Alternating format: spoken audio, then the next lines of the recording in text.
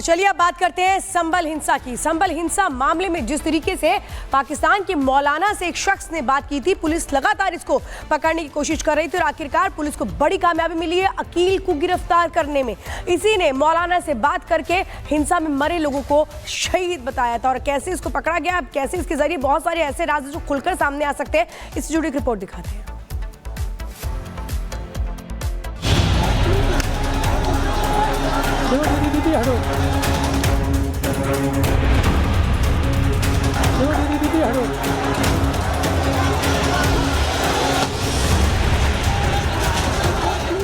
जिसने पत्थरबाजी की होगी, जिसने माहौल खराब किया होगा, उसमें एक भी बचने वाला भी नहीं है। योगी सिर्फ कहते नहीं है, वो करके दिखाते भी है।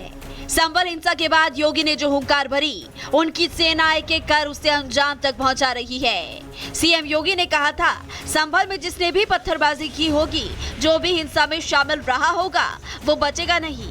अब बाबा की पुलिस ने संभल हिंसा में उस आरोपी को धर दबोचा है, जिसका हिंसा की पटकथा में अहम रोल रहा था। संभल में जो हिंसा हुई, उसमें पाकिस्तान का कनेक्शन सामने आया था। संभल निवासी अकील नाम का एक शख्स इस हिंसा की स्क्रिप्ट लिखने में शामिल था।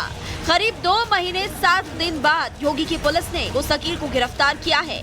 दरअसल अकील का एक वीडियो सामने आया था। वीडियो में वो पाक के मौलाना से बात कर रहा था और हिंसा में मरे लोगों को शहीद बताया था।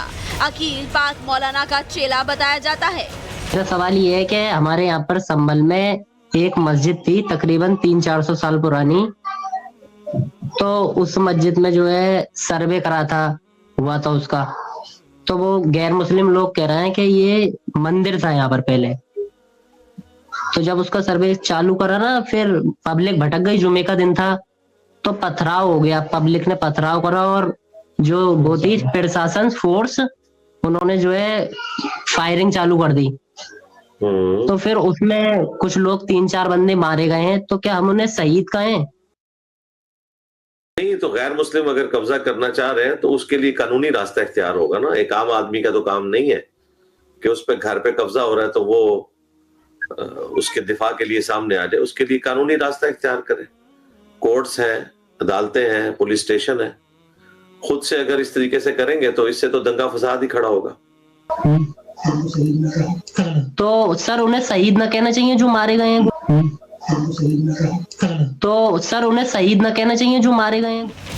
करीब 6 मिनट के वीडियो में अकील एक ही रट लगाए हुए था कि मारे गए मुसलमानों को शहीद बोले कि नहीं। हालांकि मौलाना बाद में कह रहा है कि वो शहीद हैं, लेकिन कोई कदम उठाने से पहले कानून के दरवाजे पर जाएं। पाकिस्तानी मौलाना का चेला अकील हिंसा के बाद से भागा फिर रहा था, लेकिन बाबा की पुलिस ने उसे बिल से निकालकर धर दबोचा है।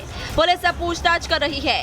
कोशिश संभल हिंसा के पाक कनेक्शन की गुत्थी सुलझाने की है, सबके सामने सच लाने की है। Bureau report, Republic Bharat.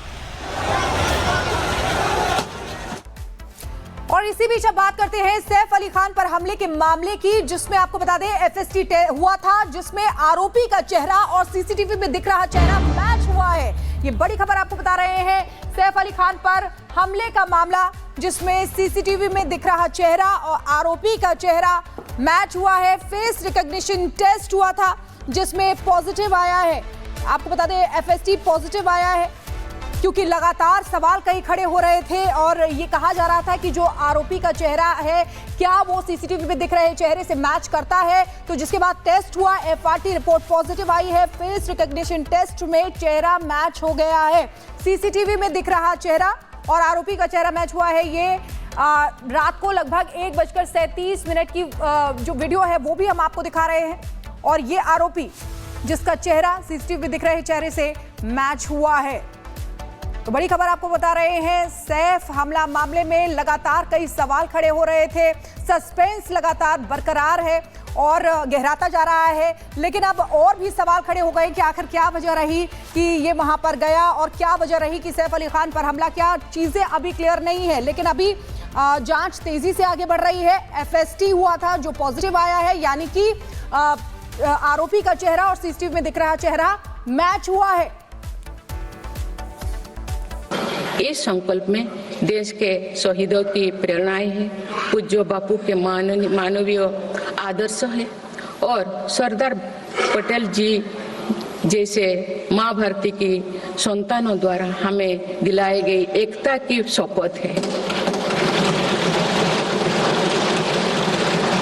हमें इन प्रेरणाओं को आगे रखते हुए एकता के इस सामर्थ्य से विकसित भारत के संकल्प को पूर्ण करना है। आइए हम एक बार फिर एकता के संकल्प को दोहराएं और भारत के सपनों को पूरा करने के लिए कटिबद्ध हो। जब हम साथ मिलकर बढ़ेंगे तो हमारी भावी पीढ़ियां 2047 में अवश्य विकसित, सशक्त, समर्थ और समृद्ध भारत देखेंगे।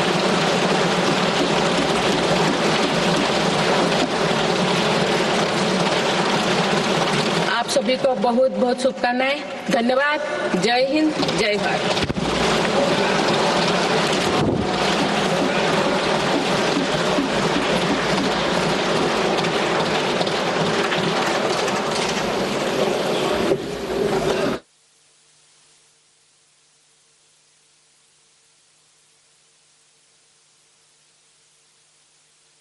जिसमें लखपति दीदी का जिक्र किया गया, कैसे अर्थव्यवस्था के मोर्चे पर हम लगातार नए दिन नए आयाम बना रहे हैं, इसका जिक्र किया गया। साथ ही देश को एक विश्वास दिलाया गया कि कैसे हम आगे बढ़ रहे हैं। बहुत सारी ऐसी मूलभूत ज़रूरतें जिनकी ओर ध्यान देने की ज़रूरत है, उस पर सरकार कैसे काम कर रही है, ये भी बताया गया राष्ट्रपति द्रौपदी मुर्मू की ओर से। दुनिया के देशों में Bharat Honorable members, I seek to read some parts from the English version of Honorable President's address, and the rest may be considered as read.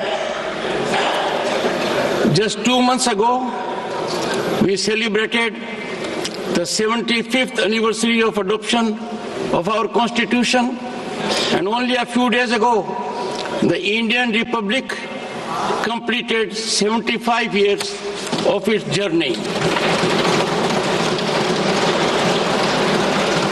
Mahakumbh is a festival of India's cultural tradition and social consciousness. I express my sorrow over the unfortunate incident that occurred on Moni Amavasya and wish for the speedy recovery of the injured. To ensure that the journey towards Viksit Bharat continues to be guided by the ideals of our Constitution, the government has placed 4 key principles: service, good governance, prosperity, and pride at the core of governance. Initiatives like construction of 12 crore toilets under Swachh Bharat Abhiyan, 10 crore free LPG gas connections under Pradhan Mantri Ujjwala Yojana, ration for 80 crore needy citizens, the Subhagya Yojana and the Jal Jeevan Mission have given the poor the confidence that they can live with dignity. Due to such efforts, 25 crore people have overcome poverty and moving forward in life. Honorable members, it is a matter of